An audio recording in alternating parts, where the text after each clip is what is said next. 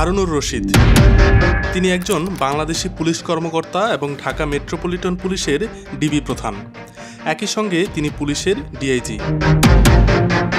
কিশোরগঞ্জের প্রত্যন্ত হাওর অঞ্চল থেকে উঠে আসা এই চৌকস পুলিশ কর্মকর্তা দেশব্যাপী ব্যাপক আলোচিত। ভালোবেসে সাধারণ মানুষ তাকে বাংলার সিংহাম নামে ডাকেন। ভালো কাজের স্বীকৃতি স্বরূপ পেয়েছেন বিপিএম ও পিপিএম পদক। তবে হারুনুর রশিদের জীবন একেবারেই মসৃণ ছিল না। পুলিশের চাকরিতে জয়েন্ট করার আগের দিন চাকরি চলে যায়, বিয়ে আটকে যায়। তার পুলিশি জীবন যেন সিনেমার গল্পের মতোই রোমাঞ্চকর। তেমনি কিশোরগঞ্জের প্রত্যন্ত অঞ্চল থেকে উঠে এসে আজকের ডিআইজি হারুন হওয়ার গল্পও রোমাঞ্চকর। তিনি আত্মবিশ্বাসী ছিলেন, পরিশ্রম করে গেছেন, যার ফলাফল আজকের এই সফল হারুনুর রশিদ। আজ জানবো তার জীবনের গল্প।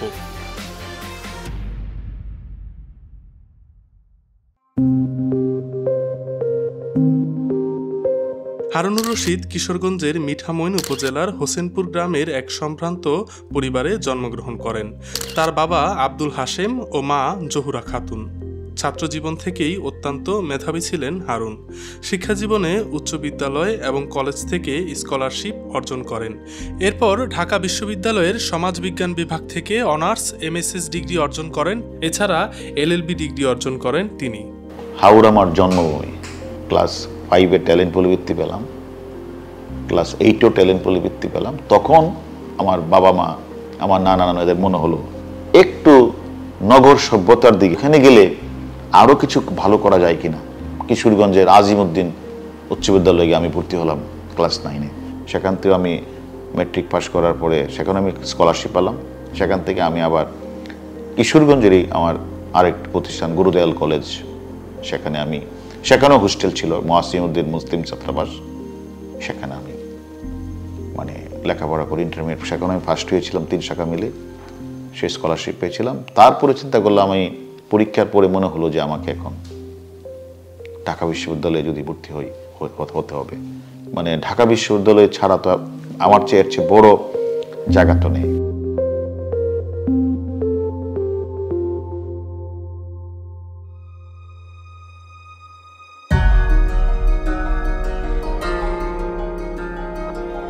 হারুনুর রশিদ ছোটবেলা থেকেই খেয়াল করেন পুলিশ অনেক ক্ষমতার অধিকারী। গ্রামে একজন সাধারণ কনস্টেবল গেলেও সবাই খুব ভয় পেত।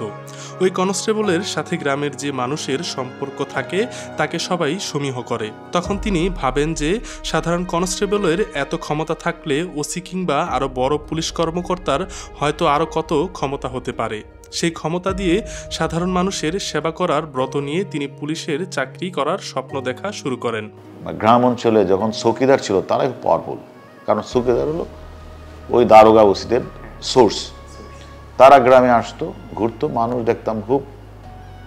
আর যদি এসআই আর এসআই যদি গ্রামে ঢুকছে তাহলে তো আমার গ্রামের মানুষ দৌড়ে পালাতো। এবং ওই এসআইয়ের লোকে আমার গ্রামের যে লোকটার সম্পর্ক, এই লোকটার পিছনে সবাই ঘুরতো যে আমার এটা করে দেবে। তা আমি তো ওইগুলি ছোটবেলা দেখতাম যে এসআই যদি এত পাওয়ার হয়, ওসির যে কি পাওয়ার, ওসির দেখাই যায় না। আর একটু বড় কর্মকর্তা তো আরো পাওয়ার। তাহলে আমি চিন্তা করলাম, দালালের যদি এত পাওয়ার হয়, তা আমি যদি সরাসরি যদি মানুষের উপকার করি, এটা তো আরো বেশি মানুষ গুরুত্ব দিবে। তা আমার ওইটা থেকে আসলে মূলত পুলিশে আসার একটা স্বপ্ন।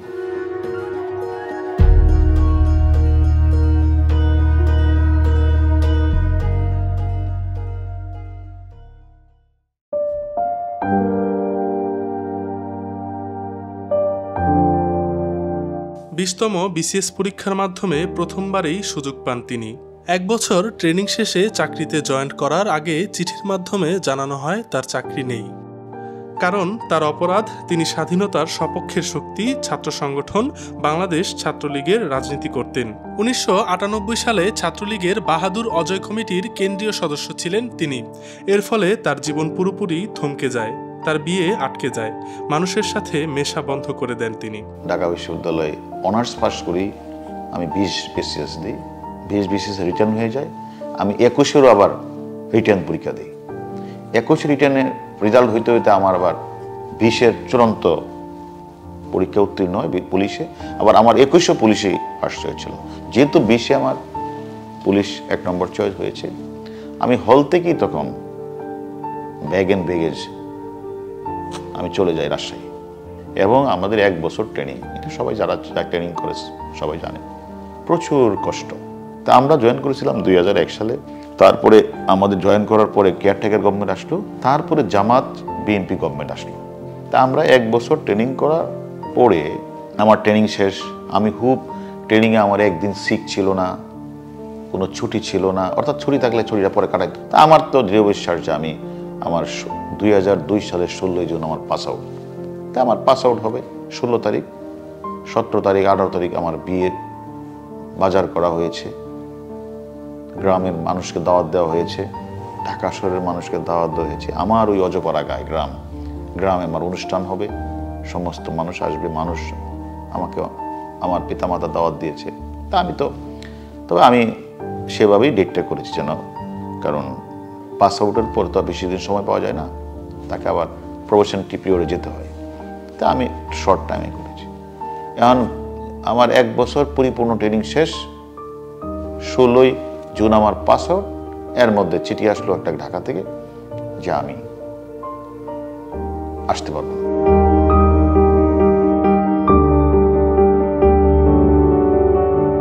আমার আটকে রেখে হলো, আমার কোনো সিক নেই, আমার দিয়ে ট্রেনিং করাচ্ছে, আমার দিয়ে দৌড়াচ্ছে, ক্লাস করাচ্ছে। তা আমরা বললাম স্যার আমার তো 1 বছর ট্রেনিং কমপ্লিট, তা আমাকে কেন, মানে একটা চরম যে নির্যাতন, আমাকে মাঠে ভোরবেলা নিয়ে যাচ্ছে।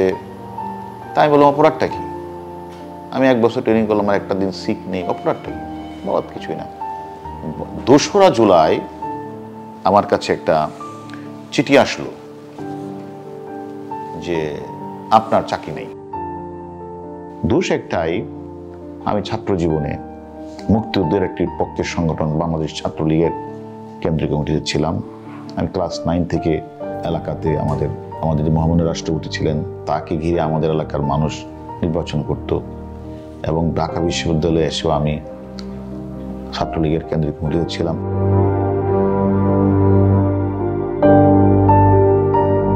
পুলিশের চাকরি চলে গেলেও যার সাথে বিয়ে ঠিক হয়েছিল তিনি হারুনুর রশিদকে ছেড়ে যাননি। চলমান এই অবস্থার মধ্যেই বিয়ে করেন। তো ওই বিয়ে নিয়ে অনেকে অনেক কথা বলতো যে চাকরি নাই, মানে অনেকে বলতো যে মেয়ে মনে হয় মানে দুর্ভাগ্য বলতো যে আমাদের দেশে যেটা বলে কুফা, হ্যাঁ, এই জন্য তার চাকরি নাই। ওই সময়টা আসলে খারাপ সময়ই ছিল, কারণ আমার আম্মা আব্বাকেও অনেকে অনেক কথা বলতো যে ছেলের চাকরি নাই, তোমরা কেন ইয়ে করবা এখানে। তো আমার আম্মা বলতো যে না, ছেলে যোগ্যতা আছে, ছেলে যে কোনো জায়গায় একটা ভালো চাকরি করতে পারবে, বা ছেলের কোয়ালিটি সম্পন্ন ছেলে, আমার মেয়ের কোনো সময় কোনো সমস্যা হবে না, সে আমার মেয়েকে ভালোই রাখবে। এই ফ্যামিলি থেকে আমি সাপোর্টটা পেয়েছি, এটা আমার বিশ্বাস ছিল যে কোনো সময় সে ভালো একটা পর্যায়ে যাবে বা তার ভালো কাজ করতে পারবে।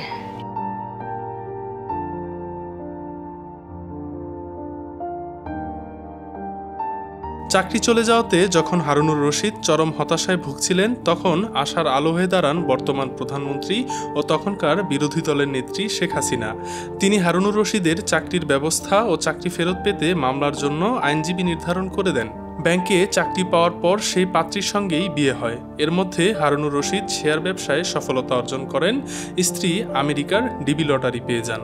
আমি আর আমার বেসমেট ছিল আরেকজন মনিরুজ্জামান টুকু, আমরা দুইজন 32 নম্বরের ঠিক অপোজিটে লেকের ওই পারে আওয়ামী লীগের একটা অফিস ছিল 12 সেখানে বর্তমান প্রধানমন্ত্রী উনি ছিল বিরোধী নেতা, ওনার একটা অফিস ছিল। তো উনি অফিসে পরে আমি আর উনি আমরা দুজন গেলাম, গিয়া আলাউদ্দিন নাসিম ছিল মাননীয় প্রধানমন্ত্রী বর্তমান, তার তখন এপিএস, বর্তমানে এখন এমপি ফেনী থেকে। ওনার কাছে তোমরা আসো না কেন? আমি বললাম কি করবো, চাকরি নাই, কি আসো এই বিরোধী নেতার দেখা করে যাও। তাই গেলাম। বর্তমান মাননীয় প্রধানমন্ত্রী বলল যে হ্যাঁ আমি জানি তোমরা একটা মামলা করো। তখন আব্দুর রব চৌধুরী আছে, একজন উকিল ছিল, মারা গেছে, লক্ষ্মীপুর বাড়ি, অ্যাডমিনিস্ট্রেট ট্রাইব্যুনাল, উনি ভালো লয়ার, ওনাকে বলে দিল যাদের মামলাটা করো। আর চলবা কিভাবে, তোমরা দুজন যাও, জলিল সাহেবকে বলে দিচ্ছি, তোমাদের খোঁজ খবর নিবে। তা আমি গেলাম, টুকু না আমি চাকরি করবো না, আমি ব্যবসা করবো। ও গেল ওইদিকে, আমি জলিল সাহেবের কাছে গেলাম, বিসিএস কত টাকা হয়তো, আমি তো পাইতাম না, অসুবিধা নেই, এর চেয়ে বেশি টাকা বাবা থাকো ঘুরো, অসুবিধা নেই, এই কথা বললো। আমি খুব খুশি হইলাম, অন্তত একটা অবলম্বন হলো। দীর্ঘ 5 বছর আইনি লড়াইয়ের পর তিনি চাকরি ফিরে পান। আমার লক্ষ্যটা ছিল এরকম যে আমি মামলায় জিতবই এবং আমি চাকরিতে আসবই, এই যে আমার লক্ষ্য, আমার যে মনোভাব, আমার যে কর্মস্পৃহা, এটা ছিল। ওই দিক দিয়ে মামলার রায় পেয়ে গেলাম, কিন্তু ওই যে মামলা রায় পাওয়ার পরও বাবর সাহেব আমাকে যোগদান করতে দিলেন না। 5 বছর চলে গেল, মানে আমার মনে স্বপ্নের মধ্যে কেয়ারটেকার গভর্নমেন্ট চলে গেলো, বিএনপি চলে গেল, ওই রায় পেলাম, এই রায় আমিও জয়েন করে ফেললাম।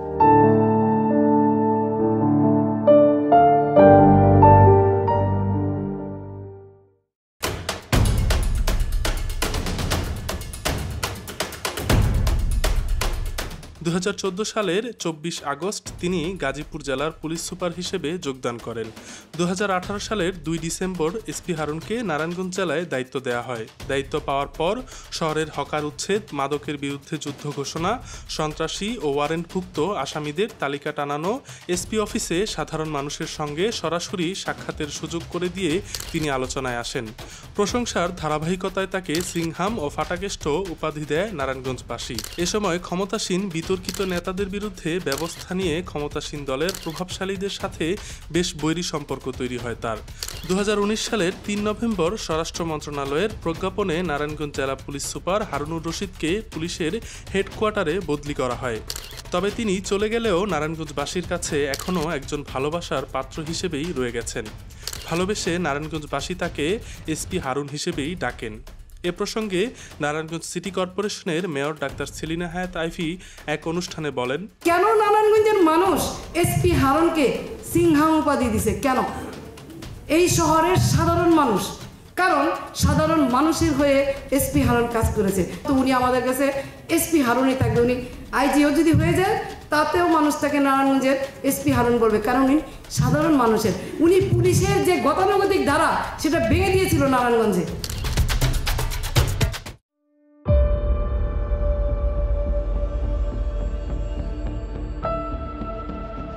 করোনাকালে ঢাকা মেট্রোপলিটন পুলিশের তেজগাঁও বিভাগের উপকমিশনার হিসেবে দায়িত্ব পালন করেন হারুনুর রশিদ। সে সময় জনসাধারণের সেবায় নানামুখী সহায়তা ও সচেতনতামূলক কর্মসূচি পালন করেন। এছাড়া ভুয়া করোনার সনদ বিক্রিতে অভিযুক্ত চিকিৎসক সাবরিনাকে গ্রেফতারে শক্ত ভূমিকা পালন করে প্রশংসিত হন তৎকালীন DC Harun.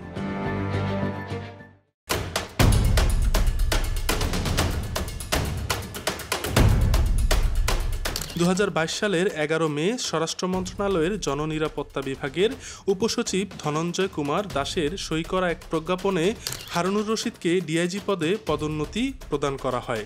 12 June Dhaka metropolitan পুলিশের ডিবি প্রধান হিসেবে নিযুক্ত করা হয়। ডিবি প্রধান হিসেবে নিযুক্ত হওয়ার পর কঠিন অভিযান পরিচালনা করেন তিনি।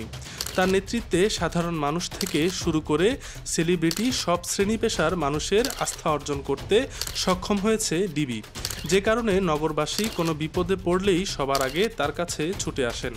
হারুন আঙ্কেল, আমি যখনই বলেছিলাম যে আমি দেখিয়েছিলাম সেই জিনিসটা কি, তখন হারুন আঙ্কেল 2 দিনও লাগেনি সে মানুষটাকে বের করে ফেলেছে। আমরা এখন আছি ডিবি কার্যালয়ে। আসলে আমি বলবো যে প্রথমে এসে এখানে আমাদের মাঝে ডিবির আরও একজন কর্মকর্তা ছিলেন, জুনায়েদ সাহেব।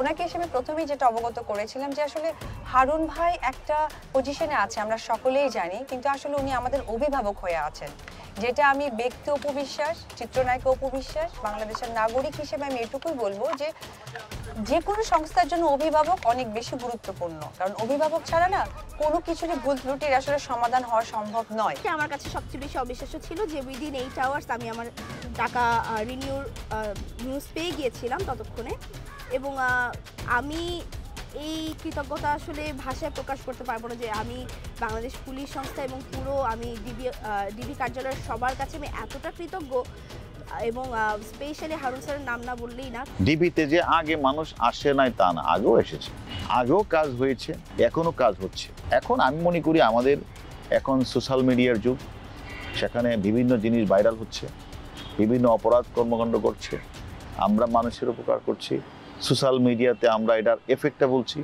অন্যান্য মানুষগুলো এটা শুনছে, শোনার পরে মনে হয়েছে যে এই অপরাধটা তো আমরা মনে হয় ডিবিতে গেলে বোধ হয় এটা সমাধান করতে পারবো। তারা আসে, তাদের কাজটা যখন হয়ে যায় তারা আবার আর 10 জনকে বলে আমি গিয়েছিলাম, এরকম প্রবলেম, আমার কাজটা হয়ে গিয়েছে।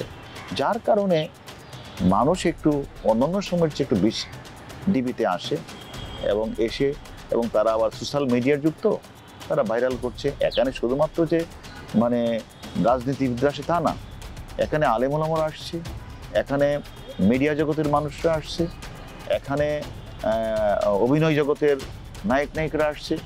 অর্থাৎ প্রত্যেকেই তো সমাজের মানুষ, প্রত্যেকেরই এই সমাজে কোনো না কোনো সমস্যা হয়, তারা তো আসবেই। সব প্রবলেম সলভ করতে পারি তা না, তবে আমরা চেষ্টা করি।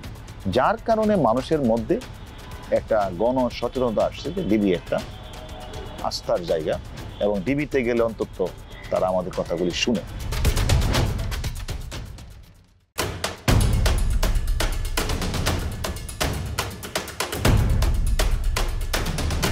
হারুনুর রশিদ ডিবি প্রধান হিসেবে দায়িত্ব গ্রহণের পর বেশ কয়েকটি অভিযান দেশব্যাপী ব্যাপক সাড়া ফেলে। এসব ঘটনার অন্যতম হচ্ছে আওয়ামী লীগ নেতা টিপু হত্যার ঘটনায় মূল আসামিদের ওমান এবং ভারত থেকে ফিরিয়ে এনে গ্রেফতার করা হয়। কোনো চাপের কাছে নথি স্বীকার না করে সুষ্ঠু তদন্তের মাধ্যমে জড়িত 33 আসামির বিরুদ্ধে অভিযোগপত্র দাখিল করা হয়। ঢাকা বিশ্ববিদ্যালয়ের এক ছাত্রীকে অপহরণের পর তার মূল্যবান সামগ্রী ছিনিয়ে নেওয়া এবং নিপীড়নকারী ছিনতাইকারীকে তিনি দ্রুত গ্রেফতার করে আইনের আওতায় নিয়ে আসেন। বাংলাদেশ কারিগরি শিক্ষা বোর্ডের সার্টিফিকেট ও মার্কশিট বিক্রির মামলায় বোর্ডের চেয়ারম্যানের স্ত্রী, কারিগরি শিক্ষা বোর্ডের সিস্টেম অ্যানালিস্ট এবং অন্যান্য জড়িত আসামিদের গ্রেফতার করে ডিবি। রাষ্ট্র ও প্রধানমন্ত্রী শেখ হাসিনাকে নিয়ে কটূক্তি করার অভিযোগে সাইবার নিরাপত্তা আইনের মামলায় ব্যবসায়ী আদম তমিজি হককে গ্রেফতার। বিএনপি কার্যালয়ে সংবাদ সম্মেলন করা আমেরিকার প্রেসিডেন্ট জো বাইডেনের ভুয়া উপদেষ্টা জাহিদুল ইসলাম আরেফির গ্রেফতার। সুনির্দিষ্ট অভিযোগের ভিত্তিতে child and old age care আশ্রমের চেয়ারম্যান মিল্টন সামাদ্দারকে গ্রেফতার করা হয়। হারুনুর রশিদ ডিবি প্রধান হিসেবে দায়িত্ব গ্রহণের পর একের পর এক অভিযান পরিচালনা করে অপরাধীদের মাঝে আতঙ্ক সৃষ্টি করেছেন।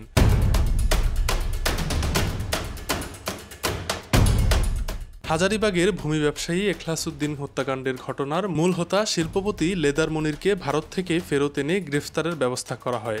সুষ্ঠু তদন্তের মাধ্যমে এই মামলায় জড়িত আরও 6 আসামিকে গ্রেফতার করা হয়। চাঞ্চল্যকর ডাচ বাংলা ব্যাংকের ডাকাতির ঘটনায় দ্রুত সময়ে লুট হওয়া 11 কোটি টাকার মাঝে 9 কোটির অধিক টাকা উদ্ধার এবং ডাকাতদের গ্রেফতার করে মামলার সুষ্ঠু তদন্ত নিশ্চিত করা হয়। একাধিক কার্যকরী এনআইডি তৈরি করে ব্যাংকের প্রায় 50 কোটি টাকা ঋণ জালিয়াতির ঘটনায় জড়িতদের গ্রেফতার করা হয়। রাজধানীর খিলগাঁওয়ে ট্রাক চালকের পায়ে গুলি করার ঘটনায় অস্ত্রসহ 6 জনকে গ্রেফতার করা হয়। 19 প্রবাসগামী ভুক্তভোগীর 76 লক্ষ টাকা হাতিয়ে নেওয়া এজেন্টকে গ্রেফতার করা হয়। নির্বাচনকে কেন্দ্র করে ডিকশনারির মধ্যে অস্ত্র পাচার চক্রকে গ্রেফতার করা হয়। যাত্রাবাড়ীতে আওয়ামী লীগ নেতা আবু বক্কর সিদ্দিক হাবুকে হত্যার রহস্য উদ্ঘাটন ও হত্যা মামলার প্রধান আসামি যাত্রাবাড়ী থানা যুবদলের সহসভাপতি মুশফিকুর রহমান ফাহিমকে গ্রেফতার করা হয়। সামাজিক যোগাযোগ মাধ্যমে বন্ধুত্ব স্থাপন করে দামি উপহার পার্সেল পাঠানোর নামে অর্থ হাতিয়ে নেওয়ার অভিযোগে 5 বিদেশি সহ 11 জনকে গ্রেফতার করা হয়। সুলভ মূল্যে গাড়ি কিনে ভাড়া দিয়ে মুনাফা দেওয়ার নামে প্রায় 300 জনের কাছ থেকে বিপুল অর্থ হাতিয়ে নেওয়া কুমিল্লার মেঘনা থানার 2 নম্বর মানিকচর ইউনিয়ন পরিষদের চেয়ারম্যানকে গ্রেফতার করা হয়। 1100 গ্রাহকের 100 কোটি টাকা হাতানোর অভিযোগে 2 জনকে গ্রেফতার করা হয়। চাঞ্চল্যকর বুয়েট ছাত্র ফারদিন নূর পরশের লাশ উদ্ধারের পর মূল ঘটনা উদ্ঘাটন করা হয়।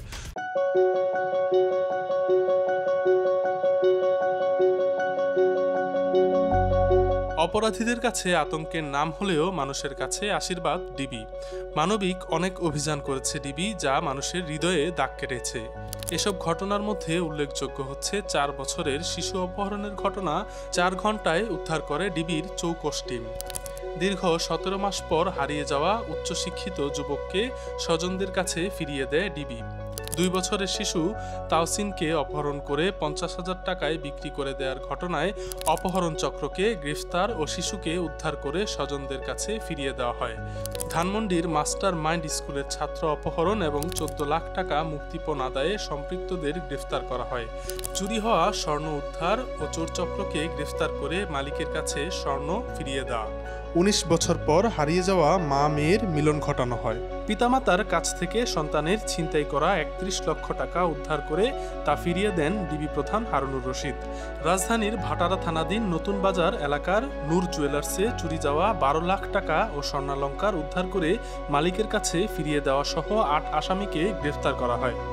বোনের বিয়ের জন্য পাঠানো স্বর্ণ, মোবাইল ও নগদ টাকা বিএনপি নেতা কর্তৃক আত্মসাৎ করা হলে তা উদ্ধার করে ফেরত দেওয়া হয়। 26 দিন বয়সের শিশু ইব্রাহিমকে চুরির ঘটনায় শিশুকে উদ্ধার করে মায়ের কোলে ফেরত দেওয়া হয়।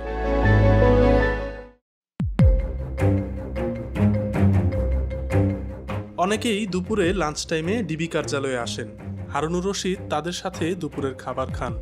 জানিয়ে অনেকেই ডিবি কার্যালয়কে হারুনের ভাতের হোটেল বলে ট্রোল করেন, তবে এটিকে খারাপভাবে দেখেন না তিনি। হারুন ভাইয়ের কাছে যেই আসে সে কিন্তু হারুন ভাইয়ের ভাতের হোটেলে খাবার খায়। আপনি কি আজকে খেয়েছেন? আমি হারুন সাহেবেরটা খাই নাই। হারুন সাহেব বউ আমার বোন হয়, আমি আমার বোনেরটা খাইছি। কেমন লাগছে খেয়ে? আমি আগে বহুবার খাইছি, তো আমার ভালোই লাগবে সবসময়। মানুষ প্রতিনিয়তই আমাদের কাছে আসে। আমাদের মধ্যে অনেকে আছে পরিচিত সুপরিচিত, আসে যখন লাঞ্চ টাইমে আসে, তাদের কাউকে তো আমরা দাওয়াত দিয়ে আনি না, আসলে এটা একটা মানবিকতার চলে। আমরা বলি যে ভাই আসছেন একটু, আমরা খাবো, এখন খাবেন। এটা আমি যখন গাজীপুরে ছিলাম, নারায়ণগঞ্জে আমার যে সকল কর্মকর্তারা জিজ্ঞাসাবাদ করবেন, এমন কেউ নয় যে আমার সাথে ওখানে ভাত খাইনি। খাইতে খাইতে তাদের কথাগুলি শুনতাম, প্রবলেমগুলি শুনতাম। এটা তো আমি মনে করি কাউকে দাওয়াত দেওয়ার যেমন আনি না, আবার কেউ যদি আমি আপ্যায়ন করি, এটা আমি মনে করি যারা ট্রল করে তারা ভালো অর্থে করে। তারা তাদের ওই ভিউ বাড়ানোর জন্য, তাদের ভাইরাল হওয়ার জন্য, যে আমি গিয়েছিলাম ডিবি অফিসে, এটা সে আবার ভাইরাল করে সে আবার একটু মানুষকে বোঝাতে চায় যে হারুন সাহেবের সাথে আমার কত সম্পর্ক দেখো। এত কিছুর পরও তার বিরুদ্ধে অপপ্রচার বন্ধ রাখেনি একটি মহল। কখনো বিদেশে অঢেল সম্পদের অভিযোগ, কখনো দেশ ছেড়ে চলে যাওয়ার মতো মিথ্যা অপপ্রচার তার নামের সাথে লাগিয়ে চলছে অপপ্রচারকারীরা। আমাকে ঘিরে আসলে 2018 সালে নির্বাচনের আগে, 18 সালে নির্বাচনের আগে থেকে আসলে কিছু গুজব হয়। একবার গুজব হলো যে আমি আমেরিকাতে আমার বউসহ আটক, অনেক টাকা পয়সা নিই, FBI রাত। আবার একটা গুজব ছড়ালো কি যে আমি পালিয়ে গেছি। আবার গুজব হলো কি ওই দুবাই একটা ওই যে বুর্জ খলিফা যে একটা বড় হোটেল, এটা কিনে ফেলেছি। এটা কিনলে যে কয় টাকা লাগে, বা আমেরিকাতে কোনো ঘটনা ঘটলে যে এটা সবাই জানবে, বা আমি যদি সিঙ্গাপুরে আটক হই তাহলে সরকার জানবে। মানুষের মধ্যে এটার কোনো ইয়ে নেই। আসলে গুজব হলো একটা ক্যারেক্টার। এখানে গুজব থাকবে, সমাজ যতদিন থাকবে গুজব থাকবে, এটা ক্যারেক্টার। এখানে মানুষ সম্পর্কে ভিন্ন কথা বলবে, মানুষকে ভিন্ন দিকে ধাবিত করার চেষ্টা করবে। সেক্ষেত্রে আমার ক্ষেত্রেও মানুষকে হয়তো এ ধরনের গুজব ছড়িয়ে সাময়িকভাবে হয়তো বা চেষ্টা করে, কিন্তু দেখবেন আবার গুজবের জায়গায় চলে গেছে, আমি আবার আমার জায়গায় রয়ে গেছি। এই আজগুবি যে অপপ্রচার, এই যে গল্পটা, এটা আমি মনে করি ব্যক্তি জীবন এবং আমার যে কর্মজীবন, এটা অত্যন্ত সচেতন করে। কারণ আমার বিরুদ্ধে একটা গুজব ছড়াচ্ছে, যেই ছড়াক, জেলাসি হয়ে ছড়াক, অথবা আমার কলিকি ছড়াক, অথবা আমার কোনো অন্য কেউ ছড়াক, এটা আমি মনে করি ওরা ওদের কাজটি ওরা করে। আমি কিন্তু আমার ব্যক্তি জীবন এবং কর্মজীবনে কিন্তু আমি সচেতন হই।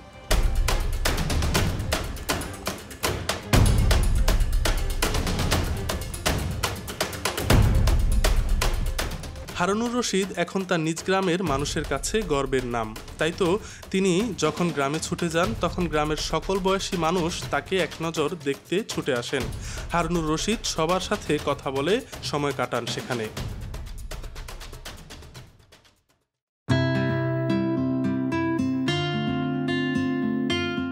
হারুনুর রশিদ এখন এক মেয়ে ও এক ছেলে সন্তানের জনক। কাজের জন্য পরিবারকে কম সময় দিতে পারলেও দেশের জন্য কাজ করছে বিধায় তা মেনে নিয়েছেন তার স্ত্রী। বিয়ের পর যে আমি তার সাথে বিভিন্ন জায়গায় ঘুরে বেড়াতাম, সে যেভাবে সময় দিত, যেমন আমার দেখা গেছে বৃহস্পতিবার ওর হাফবেলা অফিস থাকতো, ব্যাংকে জব করতো। তো ওই টাইমটা আমরা আপনার বৃহস্পতিবার রিক্সা দিয়ে বিভিন্ন জায়গায় ঘুরে বেড়াতাম, ধানমন্ডি 32 নম্বরে যেতাম। ওই টাইমটা আসলে আমি এখনও ওই যে রিক্সায় ঘুরে বেড়ানো, বিভিন্ন জায়গায় যাওয়া বা ধানমন্ডি 32 নম্বর লেকের পার বসে আড্ডা দেওয়া বিভিন্ন জনের সাথে, ওর ফ্রেন্ড সার্কেলের সাথে, ওই জিনিসগুলো আমি এখন খুব ফিল করি। কারণ সে তো এখন তার ব্যস্ততার কারণে সংসারে ওইভাবে সে সময় দিতে পারে না। সে দেখা গেছে এই যে বিভিন্ন দেশের কাজ করতে গিয়ে বিভিন্ন জায়গায় সে বিভিন্ন সময় দেয় বা কাজে ব্যস্ত থাকে, ওই কারণে দেখা গেছে সে আমাদের সংসারে ওইভাবে সময় দিতে পারে না, বাচ্চাদেরও সময় দিতে পারে না। তবে এটা ভালো লাগে যে আমার হাজব্যান্ড দেশের জন্য কাজ করতেছে, মানুষের সেবা করে, এটা আমার কাছে খুব ভালো লাগে। কাজের পাশাপাশি সংসার জীবনেও একজন সফল মানুষ হারুনুর রশিদ।